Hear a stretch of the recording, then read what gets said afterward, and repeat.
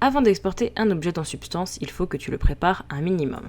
Donc là, pour cet exercice, j'ai pris l'exemple d'un petit Lego qui se trouve dans le dossier ressources. La première chose que je vais faire en arrivant sur ce personnage, c'est déjà déplier ses UV. Imaginons donc que les UV ont déjà été faits. Il va donc falloir que j'assigne à chaque partie du corps du Lego un matériau. Pour cela, j'ai l'onglet Hypershade qui va me proposer plusieurs types de matériaux. Je vais prendre le Lambert qui, à mon sens, est le plus simple et le plus évident.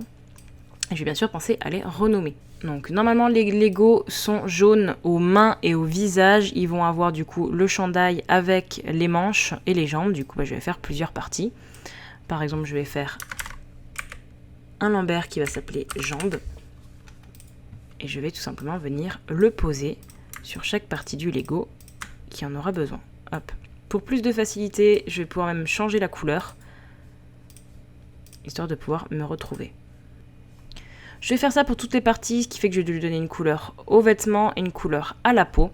Je vais même laisser une couleur uniquement pour la tête, parce qu'elle est un peu plus particulière, elle va demander plus de travail.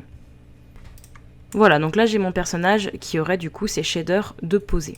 Donc j'ai bien fait attention de bien nommer correctement chacun de mes Lambert, puisqu'en fait ça va être ensuite les noms qui vont rester et qui vont être amenés directement sur Substance Painter. Encore une fois, on part du principe que c'est un objet en plusieurs parties. Par exemple, si vous faites du jeu vidéo, je vous conseille de ne pas faire cette technique-là, de mettre un seul shader sur tout, puisque vous allez avoir une seule planche d'UV pour toutes les parties de l'objet.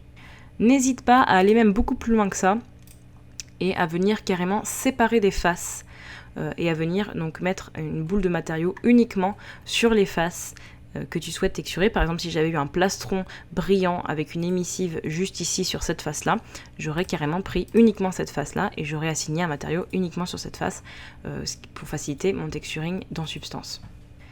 Je vais bien sûr donc replacer mon point de pivot parce que ce qu'on oublie souvent, c'est que c'est à partir de là qu'on va vraiment quitter les logiciels de modélisation. Donc c'est à ce moment-là qu'on n'aura plus accès au changement du pivot. Peu importe sous quel logiciel tu passes après Substance, même sous Substance, tu ne pourras pas changer le point de pivot, donc il faut bien y penser avant d'exporter ton objet.